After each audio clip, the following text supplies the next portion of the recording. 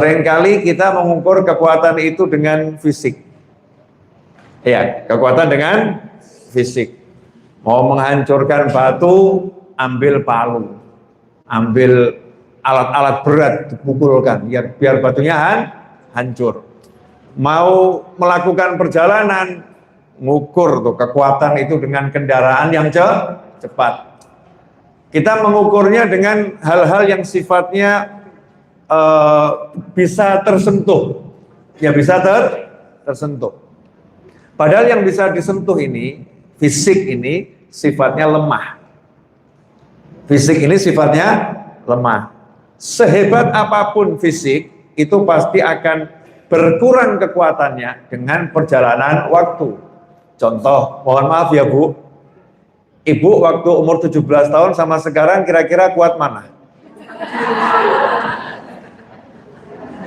Iya, maka saya kan barusan pulang haji, doakan hajinya mabrur semua ya, amin. Semua yang hajinya mabrur. Dan yang masih di sana mudah-mudahan kembali ke rumah masing-masing sehat dan selamat, amin Allahumma amin. Saya bicara sama teman saya satu kamar, namanya Pak Yon. Ya namanya Pak Yon. Pak Yon, kita ini hati 17 ya, tapi fisik nggak bohongin. Ya. Jadi kadang kita merasa masih umur 17 tahun, kita berusaha untuk aktivitas, Masya Allah, kenceng aktivitasnya.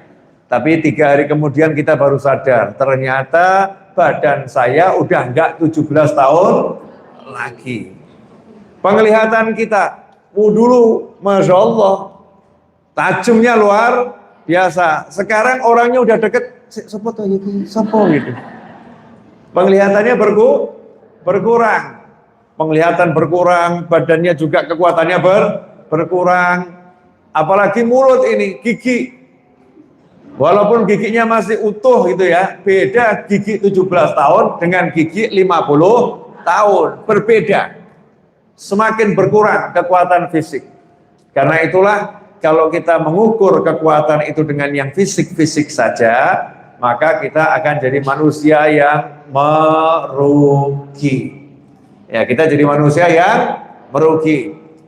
Karena itulah kita diajarkan untuk bersandar bukan dengan kekuatan fisik, tapi bersandar kepada Allah Subhanahu wa ta'ala.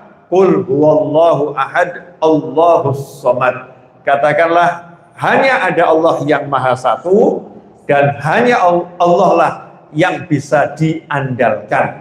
Hanya Allah lah yang bisa diandalkan. Allahus samad itu Allah tempat yang sandaran ya seluruh makhluknya Allah Subhanahu wa ta'ala. Maka kalau kita terjemahkan bebas, hanya Allah yang bisa diandalkan. Jangan mengandalkan apapun dan siapapun, andalkan Allah Subhanahu wa ta'ala. Dan Allah sudah memberi kita sesuatu yang gak akan hancur dengan berjalannya waktu. Gak akan hancur dengan berjalannya waktu. Innama khuliqtum lil abad. Walaupun kamu mengalami kematian demi kematian, ya, kematian demi kematian, perpindahan demi perpindahan, tapi kamu diciptakan untuk keabadian. Apakah itu? Ruh manusia. Ruh itu gak pernah menua. Ya, ruh gak pernah menua. Ruh itu usianya walaupun tua, tapi ruh gak pernah menua. Makanya kita masih merasa seperti 17 tahun, merasa masih sangat muda. Siapa yang merasa? Kita, bukan badan. Rasanya seger loh rasanya. Ya, semoga kita semua sehat. Semoga kita semua afiah ya. Ada saudara-saudara kita yang mungkin diuji sama Allah Ta'ala kena sakit stroke. Nasallahu al-afiyah wa na'udzubillah min dzalik. Yang kena sakit stroke itu dia rasanya bisa jalan, tapi kakinya nggak mau digerakkan. Rasanya bisa berbicara, tapi mulutnya tidak mau membantu dia bicara. Nah itu yang merasa, ya, yang merasa bisa tadi siapa? Itulah kita. Siapa itu? Ruhnya manusia. Nah ruh ini secara garis besar namanya ruh. Secara garis besar namanya ruh. Ruh yang bagian untuk merasa itu dinamakan hati. Dinamakan hati. Ruh yang bagiannya itu mikir nanti dinamakan akal. Dinamakan akal. Secara keseluruhan dia dinamakan ruh. Nah, hati manusia ini itulah sumber kekuatan yang luar biasa. Ya, sumber kekuatan yang luar biasa. Nah, Allah letakkan niat itu bukan di mulut, niat itu bukan di mata, niat itu bukan di tangan, niat itu bukan di kaki, niat itu bukan di fisik, niat itu di dalam hati. Ya, niat itu di dalam hati. Nah, mulut, tulisan, gerakan tubuh, bahasa apapun hanya menerjemahkan isi hati dan membantu mengingatkan hati. Hatinya diingatkan biar niatnya itu jadi semakin kokoh ya, semakin kuat, semakin sadar. Itu fungsinya kerjasama antara tubuh dengan hati. Maka kalau udah tubuh sama hati bekerja sama untuk menguatkan niat, maka niat itu akan punya kekuatan yang melebihi kemampuan tubuh manusia, melebihi kemampuan fisik. Kalau niatnya sudah kuat.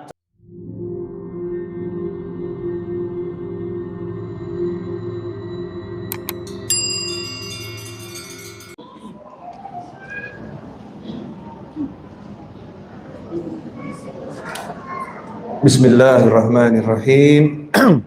Alhamdulillahirabbil alamin.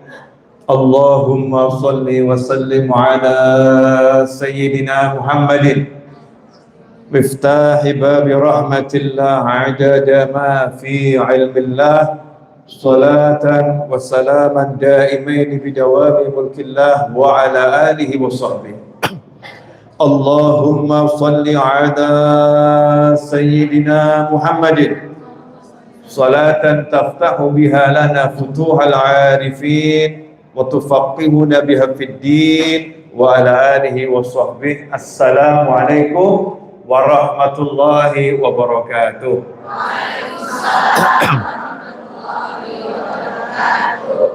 Ibu-ibu serta sahabatku dimanapun antum berada, alhamdulillah pagi hari ini saya diizinkan masuk Yogyakarta dan kita semua dikasih sama Allah Ta'ala cuaca yang menyenangkan.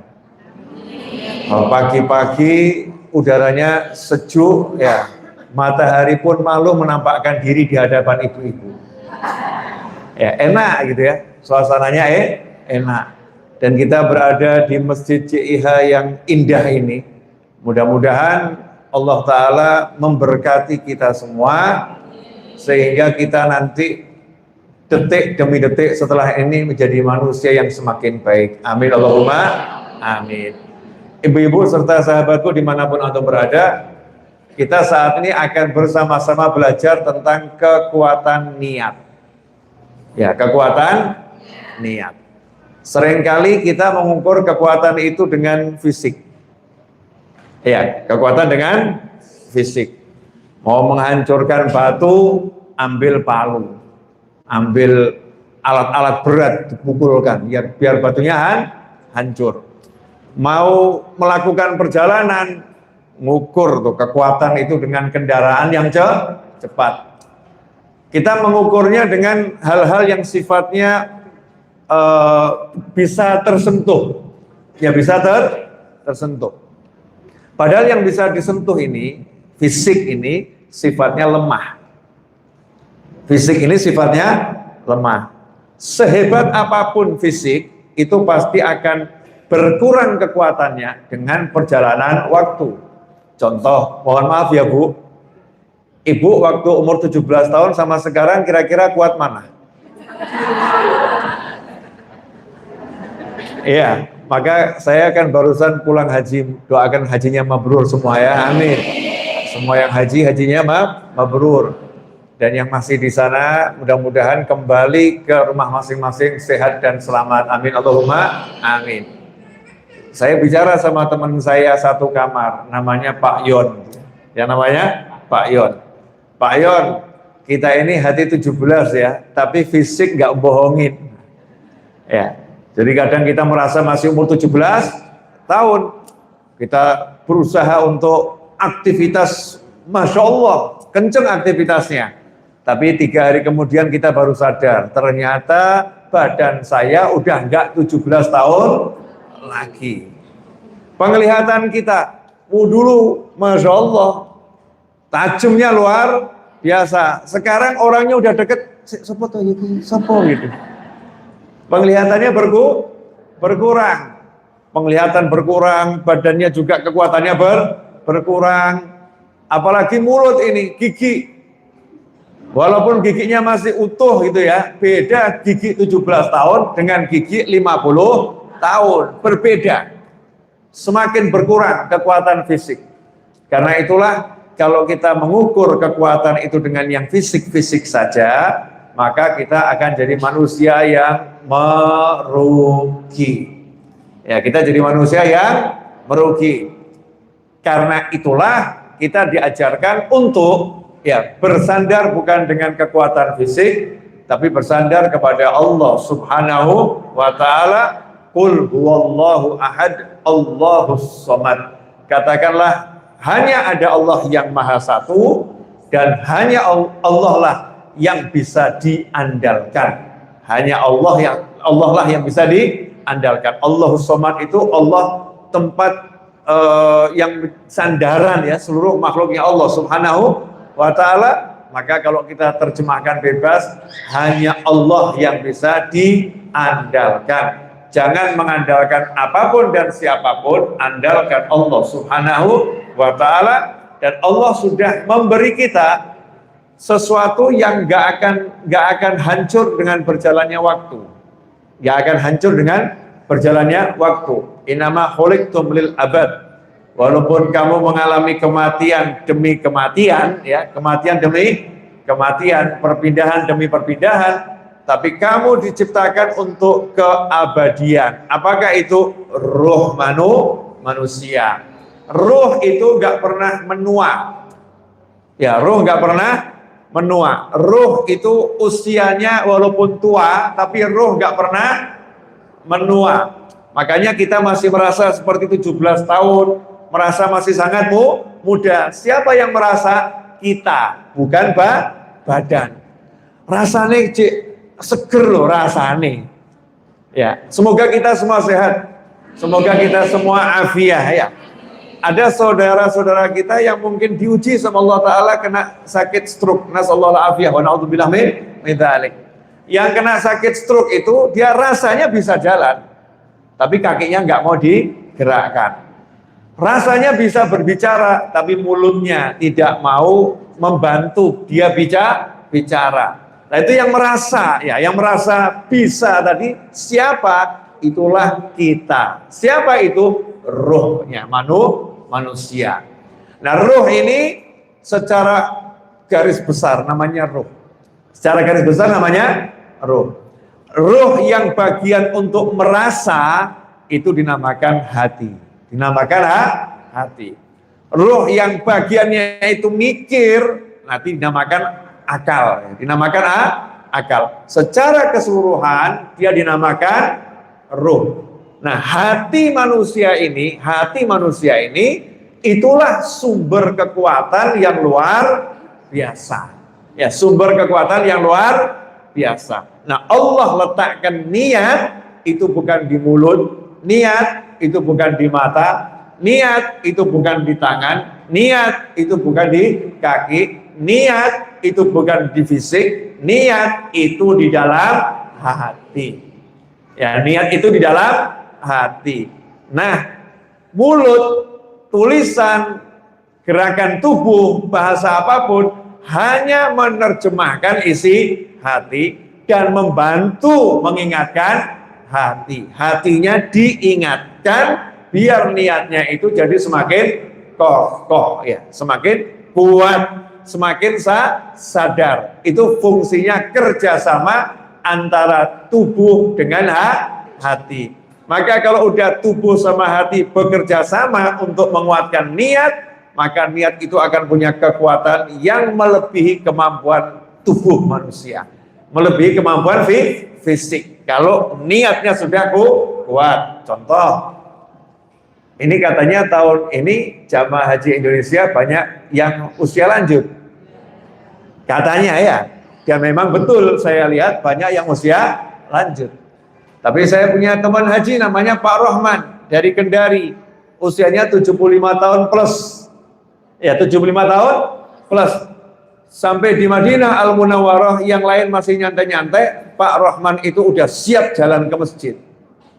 Semangatnya luar biasa. Badannya 75, tapi hatinya 17 tahun dan hatinya mampu mengajak badannya seperti 17 tahun. Bersemangat. Karena niatnya kuat, maka dia mampu menggerakkan tubuhnya mengalahkan yang lain. Mungkin yang lain masih niatnya belum sekuat Pak Rohman. Ya mungkin niatnya belum sekuat Pak Rohman. Ada pula dahulu kala saya lihat di stasiun televisi Palestina, seorang ulama menceritakan salah satu jamaah haji yang dia bimbing adalah ibu-ibu yang usianya di atas 70 tahun dan sudah kena penyakit tumor yang sangat besar di dalam perutnya, dan keluarganya udah pamitan meninggal dunia. Titip ibu saya ya, dan nggak akan ketemu lagi, seakan-akan seperti itu. Karena penyakitnya udah sangat parah. Tapi subhanallah kata Ustadz tadi, sampai di Madinah malam-malam kita semua capek, kita semua tidur. Kamar saya diketuk oleh nenek-nenek tadi dan mengatakan tolong antarkan saya untuk ziarah Nabi Muhammad SAW. Saya pengen ketemu Rasulullah SAW, antarkan saya ziarah. Malam-malam paling seger justru yang dikatakan paling sakit. Kenapa? Niatnya kuat. Maka ketika niat ini kuat, fisik kita akan berubah. Karena itu paling penting kita belajar gimana caranya agar niatnya jadi luar biasa. Kalau kita belajar kitab Arba'in An-Nawawiyah dan kita belajar ilmu hadis, hampir semua ulama meletakkan hadis ini pada urutan pertama di mukadimah dalam kitab-kitabnya. Innamal a'malu binniyat.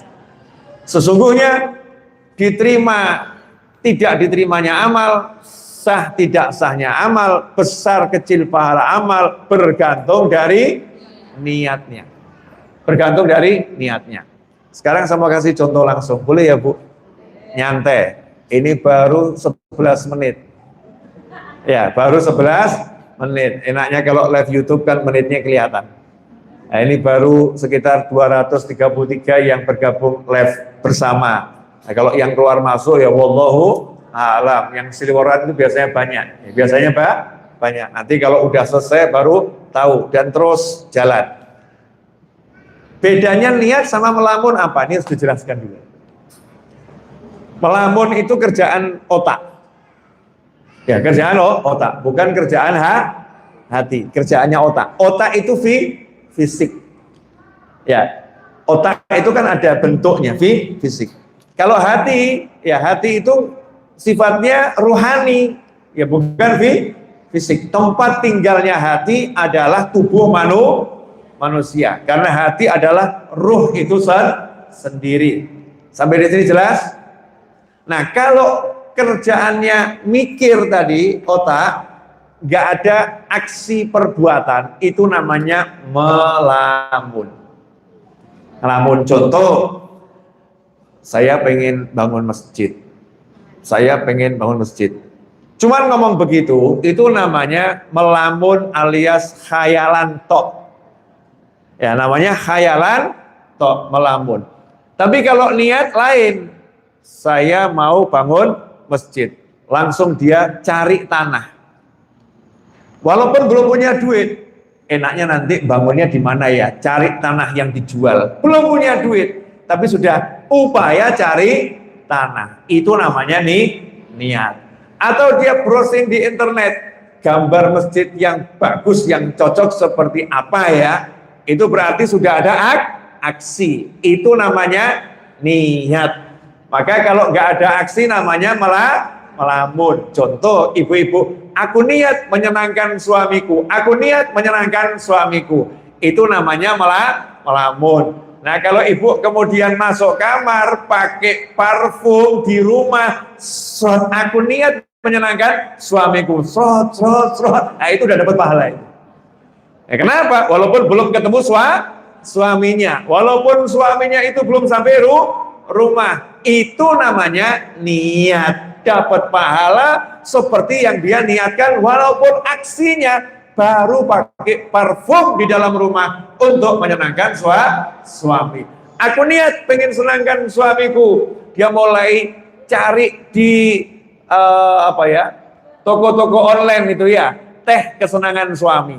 Baru cari, ini belum beli. Belinya minta izin dulu.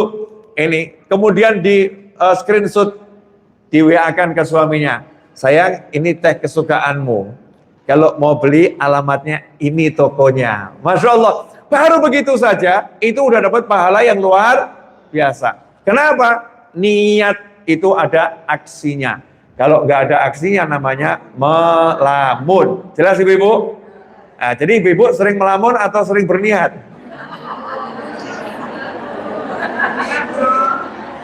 Ayo, sering melamun atau sering niat? Saya nanti akan sedekah, saya nanti akan membantu, saya nanti akan, itu ngelamun. Kalau saya akan sedekah, nggak usah nunggu nanti. Nunggu kaya, nunggu punya duit, salah.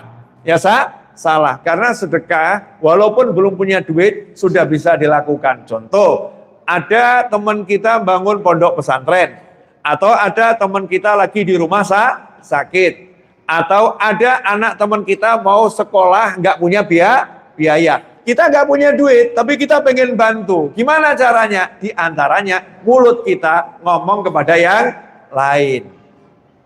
Itu namanya niat membantu sudah dapat. Dapatnya berapa? Seperti kebutuhan orang tadi. Kalau butuhnya 1 miliar, kita dapat pahala 1 miliar. Walaupun nggak ngeluarkan duit, emang nggak punya. Atau mungkin punyanya cuma 1.000 rupiah. Ini punyaku ya Allah. Allah akan kasih pahala 5 miliar. Kenapa? Kalau punya duit 5 miliar, aku akan bayar semuanya. Ternyata punyanya 1.000 rupiah. Dia keluarkan. Itu namanya niat. Tapi kalau cuma insya Allah nanti kalau punya duit, insya Allah nanti kalau punya duit. Padahal di dompetnya ada 20.000. Itu namanya melamun. Jadi niat sama ngelamun bedanya jelas. Kalau lamunan nggak ada aksi yang mengikuti, kalau niat ada tindakan nyata yang menyertai. Itu namanya niat. Nah, sekarang coba lihat dampaknya niat. Ya, dampaknya niat. Saya ambil contoh yang fresh, segar. Ini kan musim hajinya udah selesai, tapi jamaahnya kan belum selesai. Masih ada yang di Mekah sebagian, ada yang di Madinah ya. Masih ibadah di 2 kota suci. Coba ditarik ke belakang. Kok bisa ada haji? Oh, ternyata haji ini tawaf mengelilingi Ka'bah. Oh, sa'i Safa Marwah. Oh, wukuf di Arafah. Kemudian mabit di Mina dan Muzdalifah. Oh, lempar jumrah. Itu amalan haji itu. Ternyata amalan haji adalah semua hal yang terkait dengan Nabi Ibrahim alaihissalam, Siti Hajar alaihissalam, Nabi Ismail alaihissalam. Betul? Terkait dengan itu. Hari raya kurbannya, Idul Adha, itu terkait dengan Nabi Ismail alaihissalam. Lempar jumrohnya terkait Nabi Ibrahim alaihissalam. Sa'i Safa dan Marwah terkait Siti Hajar alaihissalam.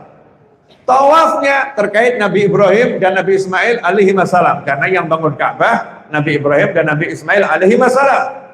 Semuanya terkait kepada Allahumma sholli ala Sayyidina Muhammadin wa ala ali Sayyidina Muhammad kama shallaita ala Sayyidina Ibrahim wa ala ali Sayyidina Ibrahim. Yang setiap sholat kita disuruh nyolawatin juga. Selain sholawat pada Nabi Muhammad SAW, Rasul mengajarkan sebagaimana engkau ya Allah bersolawat kepada Nabi Ibrahim dan keluarga Nabi Ibrahim. Ada apa dengan Nabi Ibrahim dengan keluarganya? Nah, ini akan saya kupas contoh. Ya, contoh. Bu, Boleh saya nanya yang agak dalam sedikit? Gimana rasanya kalau di madu?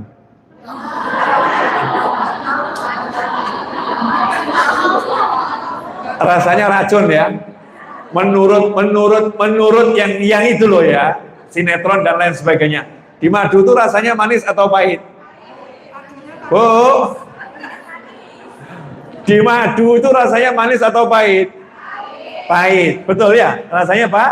Pahit. Itu jawaban yang paling betul. Rasanya Pak? Pahit. Oke. Sekarang saya mau nanya, ini biar merasuk, makanya saya nanya apa adanya. Bagaimana kalau ada seorang wanita punya madu, artinya punya, ya, suaminya punya istri selain dia, begitu ya? Kemudian dia punya anak, sementara madunya nggak punya anak. Dia punya anak, madunya belum punya anak. Setelah itu suaminya bilang kepada dia yang punya anak, kamu ikut sama saya, bawa anakmu, yuk pergi sama saya. Pertanyaan saya, di pikiran istri yang ditinggalkan itu apa kira-kira?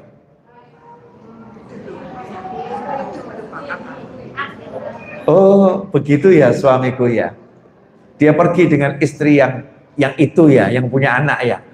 Aku yang nggak punya anak ditinggalkan ya.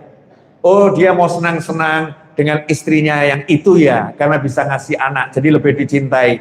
Ini sinetron. Ini pikirannya orang-orang yang kemasukan setan. Beda dengan istrinya Nabi Ibrahim alaihissalam.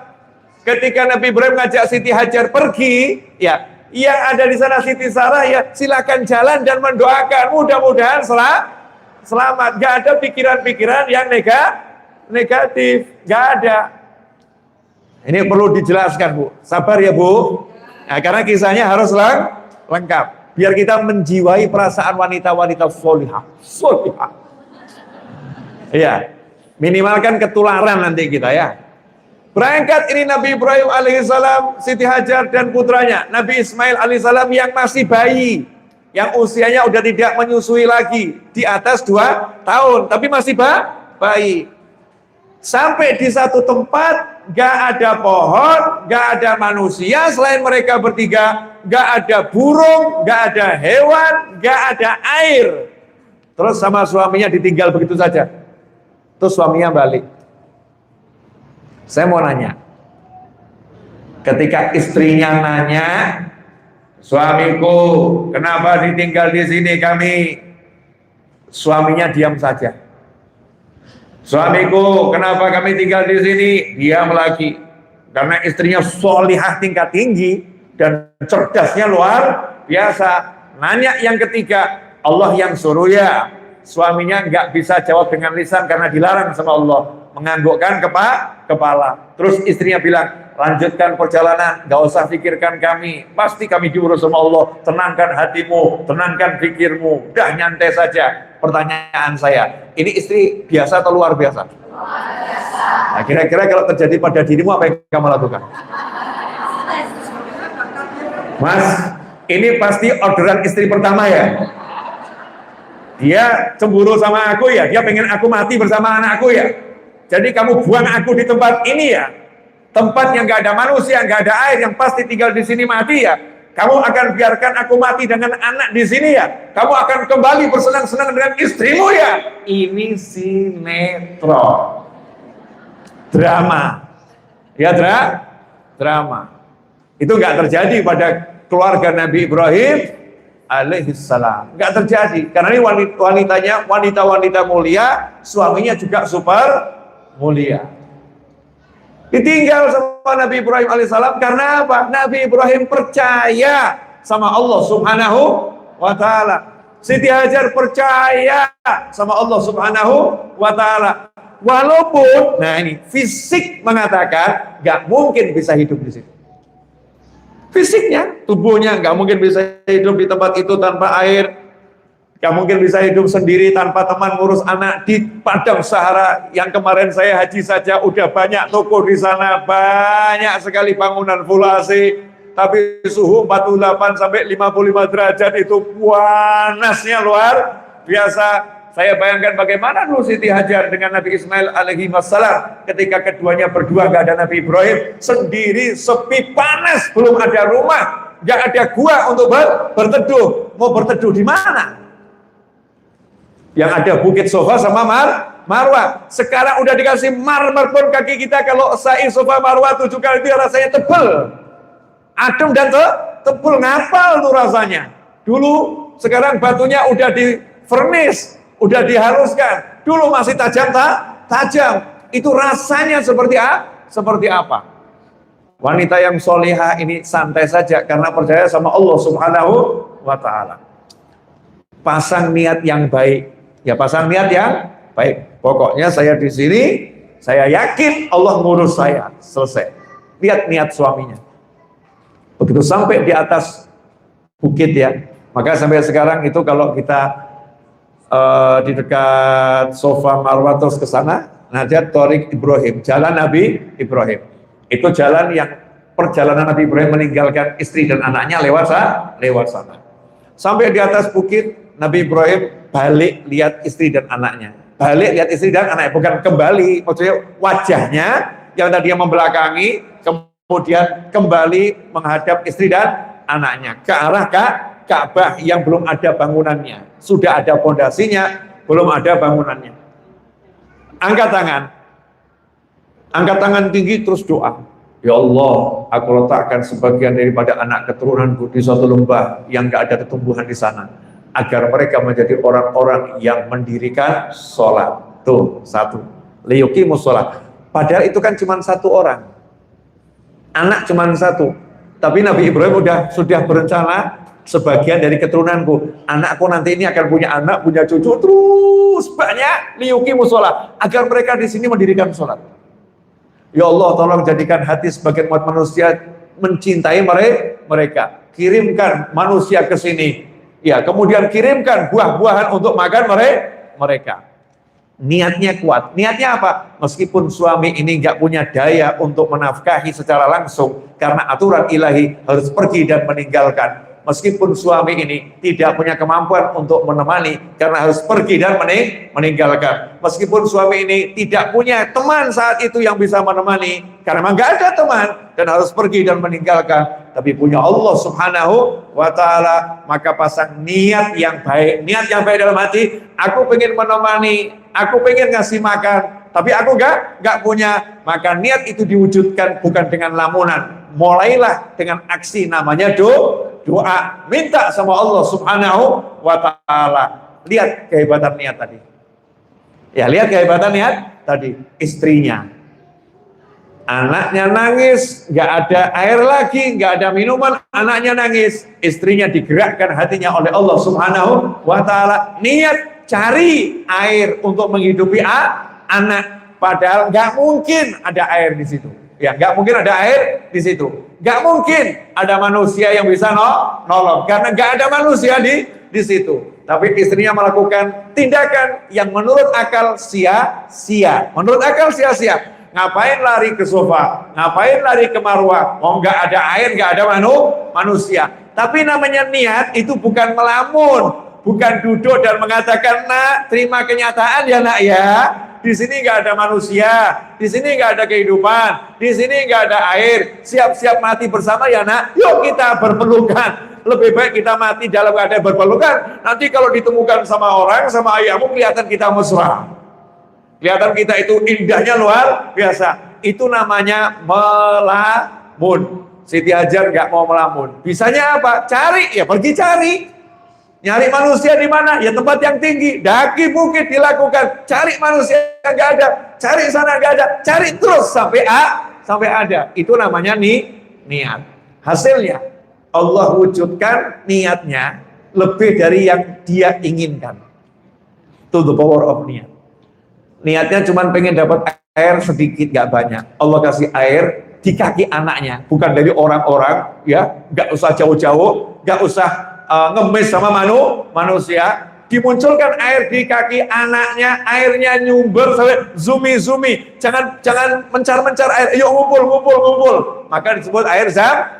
Sampai sekarang air itu ada dan dicari oleh umat manusia, bahkan menghidupi kota Mekah dan Madinah untuk airnya yang betul-betul suci, bersih, indah, menyenangkan, dan menyehatkan. Karena apa? Karena niatnya seorang wanita yang namanya Siti Hajar alaihissalam. Jadi Bu, wanita ini kalau berniat ngeri ya. Hasilnya itu luar biasa. Makanya Ibu kuatkan niatnya, biar suaminya sukses semua. Niat Pak, insya Allah nanti saya akan bangun rumah yang besar buat pengajian. Suaminya ngelirik, aku ini pengangguran, tenang. Tidak jadi masalah, sekarang kamu pengangguran.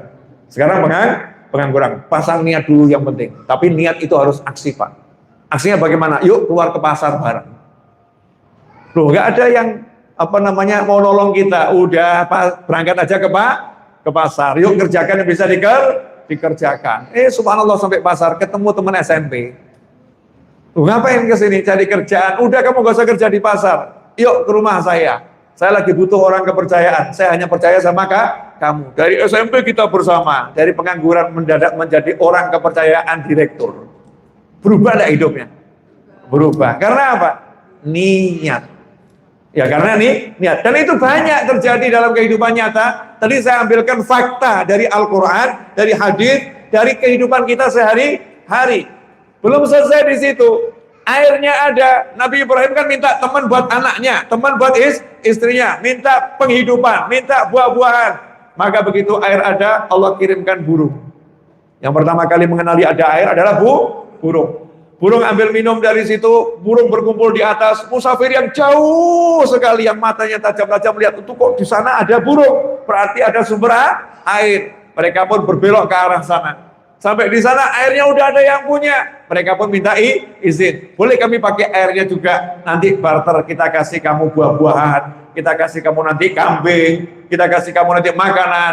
Boleh. Akhirnya Nabi Ismail dan ibunya duduk manis di rumah, ya tiap hari terima setoran. Lah yang lain lihat airnya bagus buat bercocok tanam, mereka pun bangun tenda-tenda di sana. Akhirnya jadi kota Mekah sampai sekarang. Akhirnya diabadikan itu oleh Allah Taala dalam syariat lewat Nabi Muhammad Sallallahu Alaihi Wasallam, dijadikan rukun Islam dan juga sunnah untuk umrah. Maka umat manusia dijadikan rindu. Kan aneh loh. Kita ini di Indonesia jadi pengen terus pergi ke Mekah. Itu kan ya.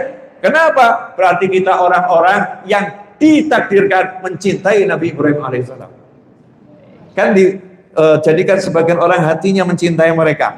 Berarti kita ini adalah hasil doanya Nabi Ibrahim alaihissalam. Ternyata niatnya Nabi Ibrahim sampai ke Jogja. Niatnya Nabi Ibrahim sampai ke Gunung Kidul. Niatnya Nabi Ibrahim sampai ke Papua. Niatnya Nabi Ibrahim sampai ke NTT. Niatnya Nabi Ibrahim sampai ke pelosok-pelosok. Kok bisa seperti itu? Apakah Nabi Ibrahim punya tim sukses? Apakah punya tim IT? Apakah punya? Enggak punya apa-apa. Punya Allah Subhanahu wa taala dan punya niat. Hasilnya Allah tunjukkan pada jagat raya. Inilah wanita yang solihah, yang percaya sama aku. Maka kalian harus menghargai wanita ini. Semuanya pun disuruh mengingatnya. Jelas ibu-ibu? Alhamdulillah, 31 menit. Ya, 31 menit. Itu sudah banyak itu. Tambah dikit lagi ya. Ya baru satu contohnya kok. Ya contohnya baru satu. Sekarang saya mau nanya, biasanya kita itu berani niat atau enggak berani niat? Biasanya kita enggak berani niat. Kenapa? Karena mikir kekuatan. Betul ya? Padahal niat itu kemana? Ke Allah atau ke makhluk? Ke Allah. Jadi niat itu kan dipersembahkan kepada Allah dan mintanya dari Allah. Betul kan ya? Nah, contoh misalnya, boleh saya ngasih contoh yang agak ekstrim? Boleh ya Bu? Ya. Ibu pengen enggak punya anak lagi?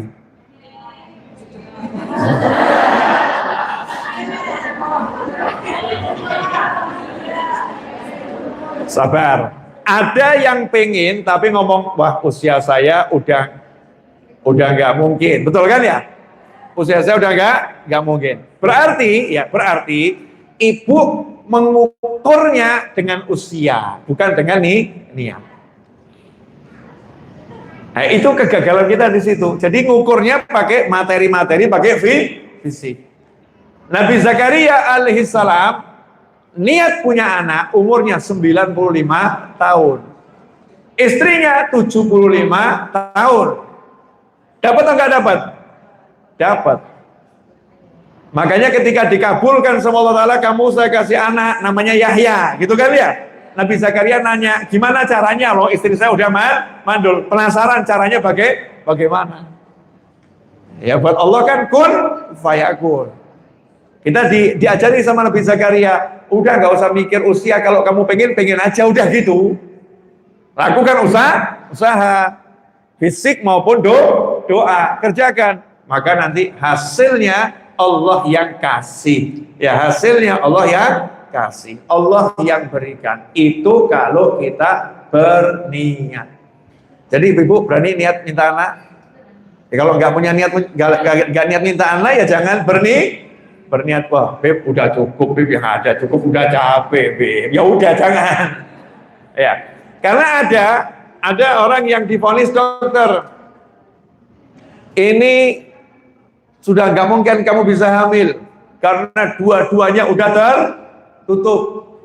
Oh suamimu ini udah nggak bisa dia karena menurut dihitung kecepatan spermanya lambat, nggak bisa. Gak mungkin. Akhirnya berhenti niat. Udah Bu, kita terima saja kenyataan. Terus istri ngomong ke suaminya, iya Mas ya, terima kenyataan.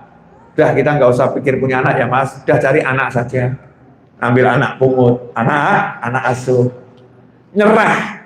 Kenapa menyerah? Karena melihat kenyataan. Padahal orang yang melihat kenyataan, dia nggak melihat Allah Subhanahu wa Ta'ala. Makanya Allah nyuruh kita lihat, Qul huwallahu ahad. Lihat Allah. Jangan lihat yang lain. Qul huwallahu ahad. Lihat Allah. Jangan lihat yang lain. Allahus somad. Bergantung sama Allah. Jangan sama yang lain. Nah, orang kalau udah begini, enak nanti. Tahu, menurut fakta, ya, kita sudah tidak bisa punya anak, tapi yang beri anak Allah Subhanahu wa Ta'ala. Jadi nothing tulus, nggak ada ruginya. Kita pasang niat minta anak dan kita usaha, nggak ada ruginya. Betul kan? Contoh lagi, pengen beli rumah di jalan kali orang, di pinggir jalan, harganya 5 miliar. Pengen lewat lihat, dikontrak dijual, ditelepon berapa, harganya 5 miliar. Padahal kontrak setahun 20 juta saja, bayarnya susah. Berani beli nggak? Berani niat nggak?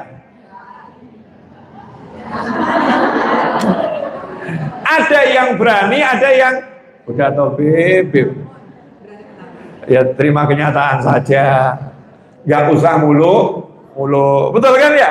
Terima kenyataan, gak usah mulu-mulu. Itu bukan terima kenyataan. Itu namanya meremehkan kemampuan Allah untuk mewujudkan niat. Meremehkan kemampuan Allah untuk mewujudkan niat. Ngukurnya lagi-lagi dengan yang dimiliki. Padahal semua yang dimiliki yang ngasih juga Allah. Beda orang yang niatnya kenceng. Begitu lihat rumah dijual, duit gak punya, dia bilang punya Allah. Ya Allah, saya pengen itu. Terus ngomong sama orang-orang, saya pengen itu, tolong doain dia. Ini namanya niat, karena ada aksi minta doa dari orang lain. Nanti subhanallah, Allah akan wujudkan dengan caranya Allah yang gak masuk akal. Gak masuk akal. Itu namanya the power of niat, kekuatan niat. Karena hati itu luar biasa. Ada contoh lain enggak? Ada. Ini kalau enggak dikasih contoh nanti kan enggak jelas-jelas ya. Ibu-ibu masih ingat kisah 3 pemuda yang lagi istirahat di sebuah gua, kemudian ada batu yang gelundung dari atas ya, longsor, kemudian tertutup guanya dengan batu, masih ingat? Pertanyaan saya, saat itu didorong bisa enggak batunya? Enggak bisa. Yang dorong orang berapa?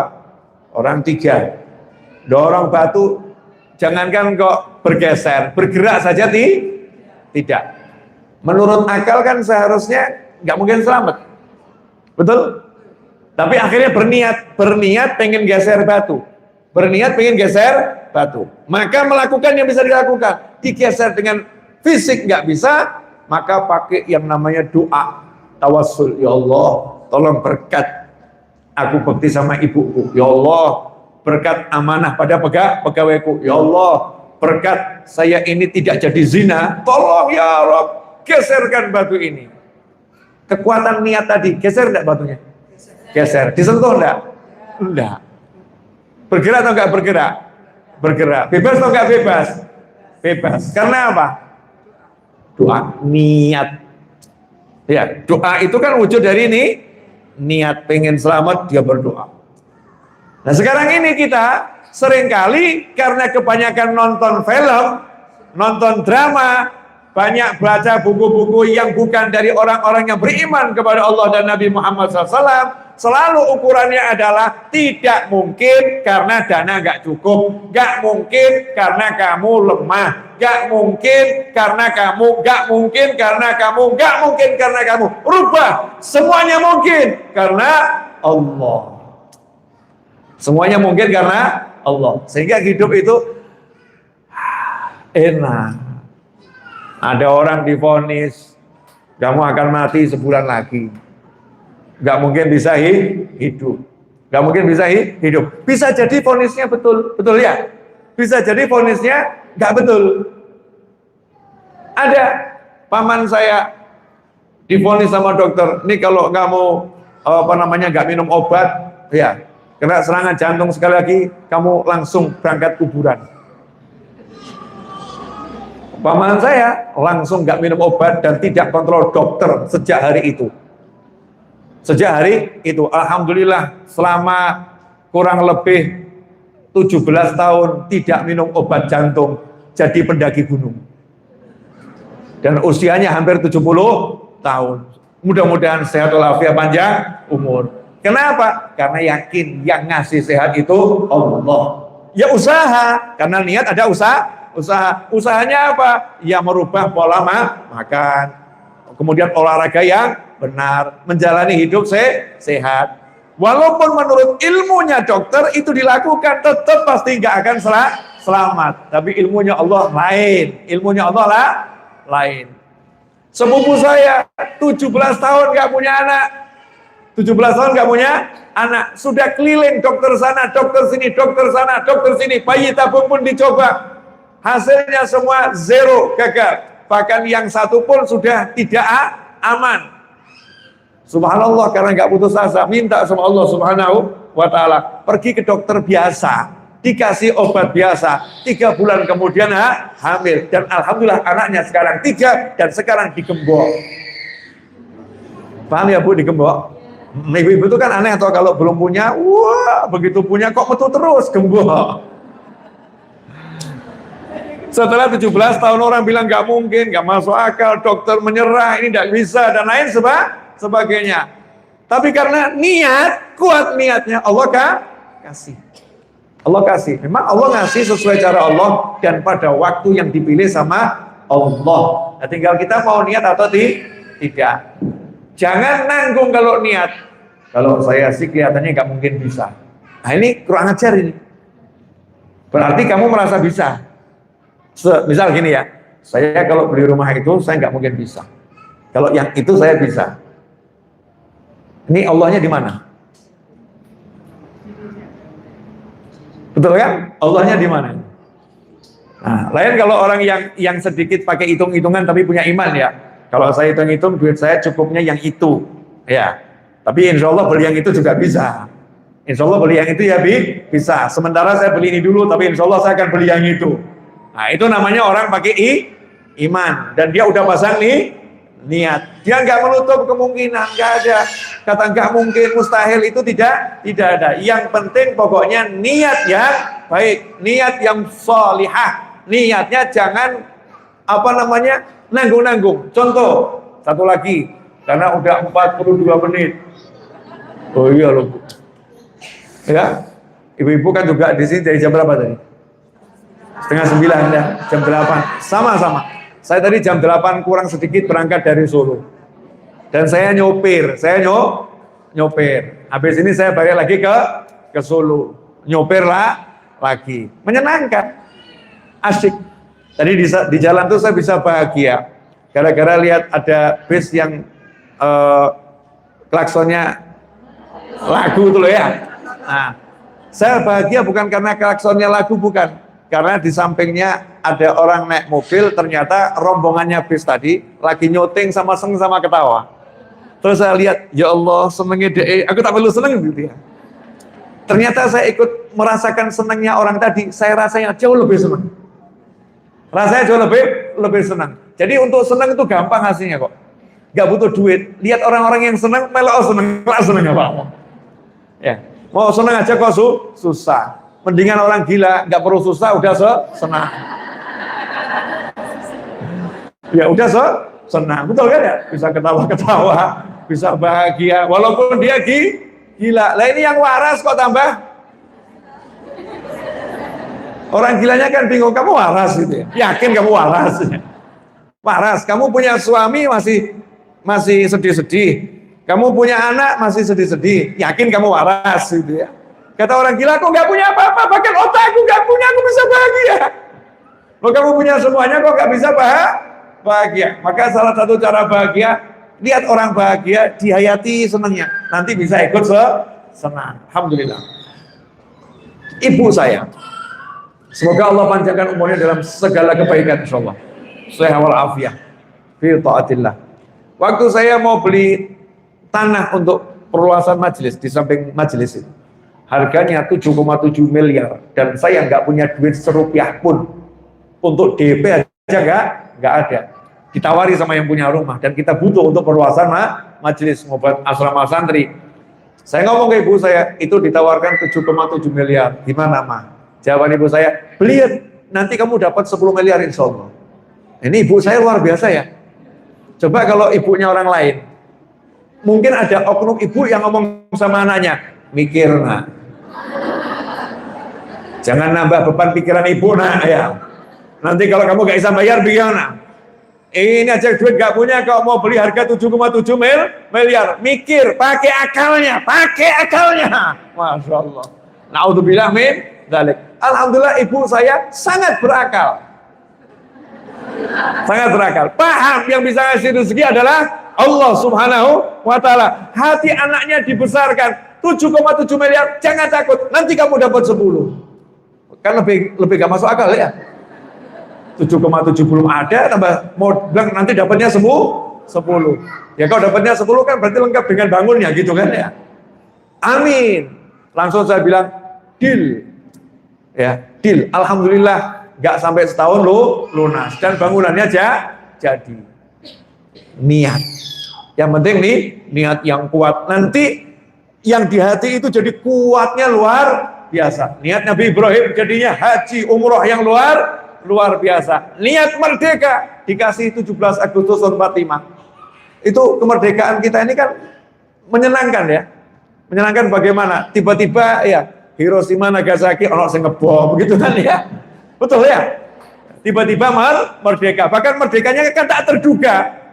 Merdeka tak terduga, diperjuangkan dengan niat sudah lama. Tapi di 17 Agustus itu kan seperti, oh saya ini merdeka gitu. Karena ada niat. Ya ibu kalau niat nanti pengen punya anak yang hafal Al-Quran, kalau anak ibu nggak hafal Al-Quran, nanti tiba-tiba punya mantu yang hafal Al-Quran. Tiba-tiba punya cucu yang hafal Al-Quran. Karena niat. Tapi kalau ngomong, gak mungkin anakku model-model kayak gini. Anak saya model begini ini udah punya bakat ngapalkan Al-Quran. Gak mungkin. Akhirnya gak dapet. Pasang lihat saja, insya Allah anak saya ini jadi penghafal Al-Quran. Walaupun menurut akal gak mungkin. Rupanya anaknya dapat istri seorang yang hafal Al-Quran. Akhirnya cucunya hafal Al-Quran. Terus sudah jadi nenek-nenek, deleng-deleng. Iseng ini. Kok bisa sekarang cucuku hafal Al-Quran? Iya, dulu aku pernah niat pengen punya anak yang hafal Al-Quran. Walaupun dia jadi pengusaha nggak pernah hafal Al-Quran, cuman Al-Ikhlas tok yang dihafal sama Al-Fatihah. Tapi ternyata sekarang punya pondok tahfidz Quran. Jangan anu ya. Siapa tahu kita ini sekarang sukses gara-gara niat orang tua kita. Kitanya biasa-biasa saja mungkin. kerja yang nggak jelas, tapi kok rezekinya lancar. Ya, kerjanya biasa-biasa saja, tapi kok makmur. Mungkin ternyata dulu simbah kita punya niat, ya Allah, saya pengen punya niat anak cucu saya sugih kabeh gitu. Cukup aku sing melarat, ada kan simbah gitu ya. Ternyata niatnya itu diwujudkan sama Allah Subhanahu wa taala. Niat. Yuk pasang niat yang baik-baik, pasang niat yang besar. Jangan takut untuk berniat, karena niat gak butuh modal. Gak ada ruginya orang punya niat. Yang rugi yang gak punya niat. Mudah-mudahan 48 menit. Ya, 48 menit kajian pagi hari ini barokah dan manfaat. Nah, sebelum saya akhiri, ada pengumuman dari saya. Insya Allah Mas Ferry, sini Mas Ferry. Ya, Mas Ferry ini beliau menyelenggarakan kajian dengan kawan-kawannya tanggal 19 Juli ya. Hari Rabu 19 Juli jam 19.30 malam Ba'dal Isya di JEC. Insya Allah nanti yang ceramah saya, insya Allah judulnya Urip Kudu Seneng. Ya, Urip Kudu Seneng. Silakan ibu-ibu datang dan ajak yang lain. Saya pengen seneng bareng-bareng. Ya, saya pengen. Udah di-share ya. Jazakumullah khairan. Udah di-share Mas Ferry. Insyaallah. Yang kedua, saya bawa dagangan buku. Judulnya Solusi. Ya, buku itu biasa saya jual di TikTok dan di WA. Nah, kalau ada yang berminat, nanti di mobil itu saya atau di depan sana ada teman-teman saya yang jualan. Kalau berminat, tanya saja harganya berapa, silahkan tanya di situ ya. Ya, saya nggak mau ngomong harga di dalam masjid. Saya cuma ngasih informasi. Di luar ada yang jualan di luar sana. Kemudian yang ketiga, Bu, saya minta tolong sama ibu-ibu, kalau terhadap anak jangan pernah mematahkan semangatnya ya Bu. Jangan ngomong nggak mungkin nak, nggak bisa nak, jangan. Anak itu dibesarkan hatinya, isona insya Allah, kubulna insya Allah. Selama itu baik, jangan rusak semangatnya anak dengan pikiran kita sendiri, dengan pola pikir kita sendiri. Jangan, nanti kita yang rugi. Karena mengaminkan inginnya anak yang baik itu menjadi doa yang luar biasa. Yang terakhir Bu, suamimu modelnya seperti apapun, ya suamimu modelnya seperti apapun, ya itu adalah suamimu. Jalan ke surga. Jadikan jalan ke surga, jangan sampai jadi jalan ke neraka. Naudzubillah min dzalik. Kalau menyenangkan disyukuri, nggak menyenangkan disabari. Ya, sabar itu juga jalan ke surga. Tapi saya sarankan daripada sabar lebih baik syukur. Karena dalam sisi pasangan hidup kita pasti ada yang bisa kita syukuri. Satu saja diambil, diinget-inget, nanti senang. Tapi kalau lihatnya nggak enaknya, wah mesti ono sih nggak enak. Yang enaknya diinget-inget terus nanti bisa syukur. Ya kecuali yang kecuali.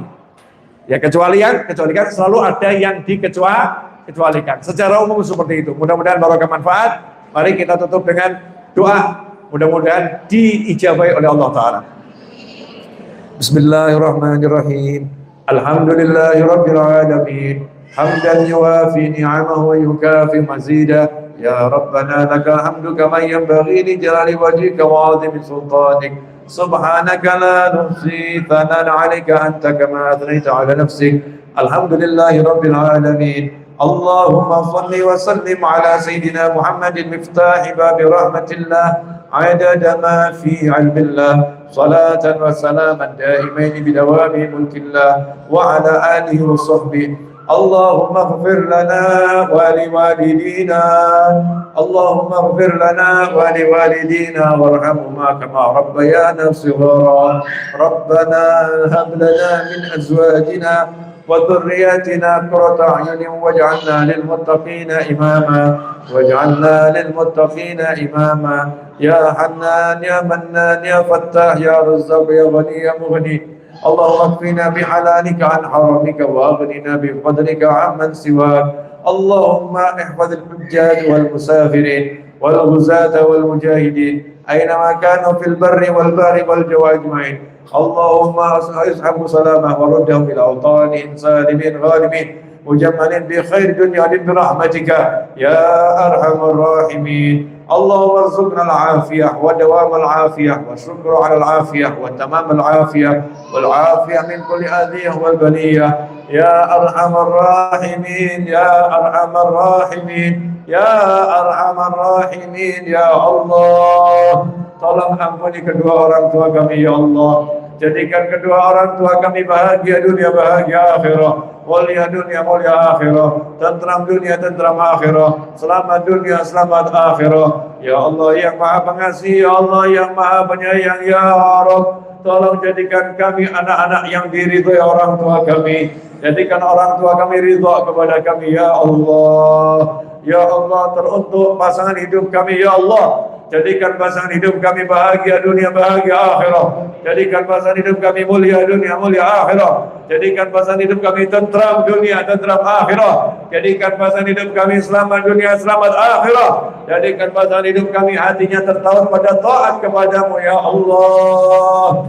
Jadikan kami dan pasangan hidup kami bahagianya hanya dalam taat kepadamu ya Rabb. Jadikanlah taat itu kebahagiaan kami ya Arhamar Rahimin. Ya Allah, jadikanlah anak keturunan kami ila yaumil qiyamah semuanya min ahli la ilaha illallah Muhammadur Rasulullah sallallahu alaihi wasallam. Jadikan putra-putri kami anak-anak yang saleh salihah, anak-anak yang bahagia dunia bahagia akhirat, mulia dunia mulia akhirat, tentram dunia tentram akhirat, selamat dunia selamat akhirat. Anak-anak yang ketika kami memandangnya kami tenang, kami tentram, kami bahagia, dan ketika anak-anak kami memandang kami pun mereka tenang, mereka tentram, mereka bahagia ya Allah. Ya Allah, teruntuk semua yang membantu terlaksananya majlis ini ya Rabb dalam bentuk apapun ya Allah. Terimalah amal solehnya, ampuni dosa-dosanya, lipat gandakan pahalanya, wujudkan hajatnya ya Arhamar Rahimin.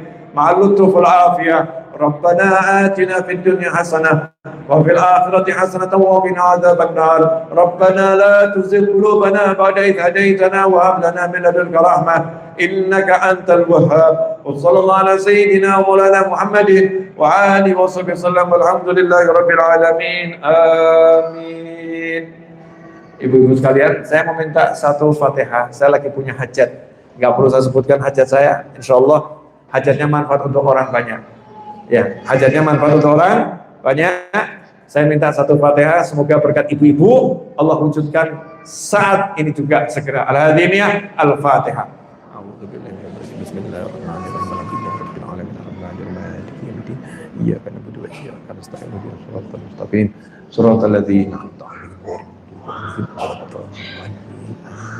Terima kasih, jazakumullah khairan walakum minkum.